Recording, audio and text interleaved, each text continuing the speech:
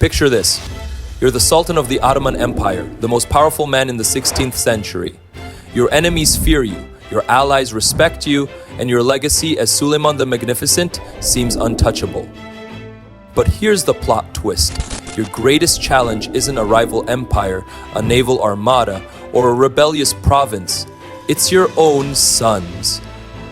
In a family where power is everything and betrayal can lurk behind every shadow, Suleiman's sons turned sibling rivalry into a high-stakes game of survival. Think of it as a real-life Game of Thrones, but with turbans, and far higher consequences.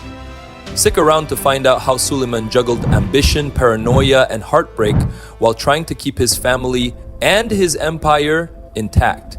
Spoiler, not everyone makes it out alive. Suleiman the Magnificent wasn't just another king. He was the king of kings. The Ottoman Empire under his rule was a superpower, stretching across 3 continents. But while Suleiman was known for his justice, military genius, and patronage of the arts, he had to navigate one of the most dangerous traditions in history: Ottoman succession. Unlike European monarchies, where the eldest son usually inherited the throne, Ottoman princes fought it out, literally.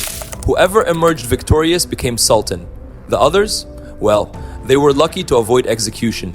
It was a brutal system designed to prevent civil war, but ironically, it often caused even more chaos. Suleiman had 4 sons: Mustafa, Selim, Bayezid, and Cihangir. Each had a unique role to play in the family drama, and their stories are as interconnected as the threads of a Turkish carpet. Let's unravel this tangled web. First, we have Mustafa, the eldest son and the clear favorite to succeed Suleiman. Mustafa had it all: charisma, military prowess, and the love of the people. He was the prince you'd cast in a Disney movie. Except, this story doesn't have a fairy tale ending. As Mustafa grew older, his popularity began to overshadow Suleiman's own. Soldiers toasted to Mustafa, not the Sultan, and whispers of his potential ascension grew louder. But here's the catch. In the Ottoman court, being too perfect wasn't a blessing. It was a death sentence. Enter Hurrem Sultan, Suleiman's wife and the ultimate chess master.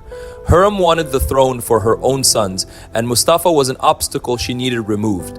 Using her influence, Hurrem convinced Suleiman that Mustafa was plotting a coup, and in 1553, in a shocking act of betrayal, Suleiman had Mustafa executed.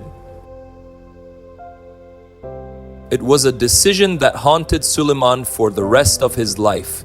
Mustafa's death didn't just eliminate a rival, it shattered the trust between Suleiman and his people, who saw Mustafa as the empire's future. And this wasn't the end of the drama, it was just the beginning. With Mustafa gone, the path to the throne seemed clear, except for one problem. Suleiman's other 2 sons, Selim and Bayezid, couldn't stand each other. Selim, the elder of the 2, was laid back to the point of laziness. He spent more time enjoying wine than worrying about politics. Historians even nicknamed him Selim the Sot. But don't let the wine goblet fool you. Selim knew how to play the long game. Bayezid, on the other hand, was a hothead. Ambitious and fiery, he was determined to outshine his older brother. Think of Selim and Bayezid as opposites in every way. Selim was all about survival and patience, while Bayezid was the passion and rebellion personified. After Mustafa's death, the rivalry between Selim and Bayezid escalated. They accused each other of treachery, and Suleiman was forced to intervene several times. But things came to a boiling point in 1559, when Bayezid openly rebelled against both Selim and his father. The rebellion ended in disaster for Bayezid. He fled to the Safavid Empire, seeking refuge. But in the Ottoman world, there was no escaping family drama. Suleiman pressured the Safavid Shah to hand over Bayezid, and in a chilling twist, Suleiman ordered the execution of both Bayezid and his young sons. It was a ruthless move, but in Suleiman's mind, it was necessary to prevent future conflicts. With Bayezid gone, Selim was now the undisputed heir. And then there was Cihangir, the youngest and most tragic of Suleiman's sons. Born with a physical deformity, Cihangir never competed for the throne. Instead, he lived a life of quiet reflection, far removed from the bloody politics of succession. But don't mistake his gentleness for weakness. Cihangir was deeply intelligent and had a heart full of loyalty. He was particularly close to Mustafa, his eldest brother. When Mustafa was executed, it broke Cihangir's spirit. He fell into despair and his health rapidly declined. In 1553, not long after Mustafa's death, Cihangir passed away, likely from a combination of illness and heartbreak. He may not have sought power, but his story reminds us that even those on the sidelines of history can feel its full weight. Suleiman the Magnificent was a ruler of unparalleled achievement, but his reign was marked by personal tragedy. He outlived his favorite son, ordered the deaths of two others, and watched his youngest die of grief. His decisions ensured the stability of the Ottoman Empire, but they came at an immense personal cost.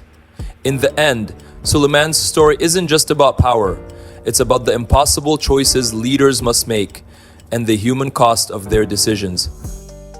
Thank you for joining us on this journey into history's most complex family drama. If you enjoyed this deep dive, hit like and subscribe and let us know who we should cover next.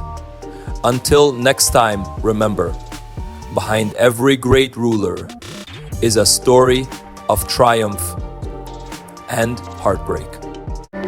If you're captivated by stories like this, don't forget to subscribe to Ancient Perspectives for more epic tales of history's greatest figures and moments.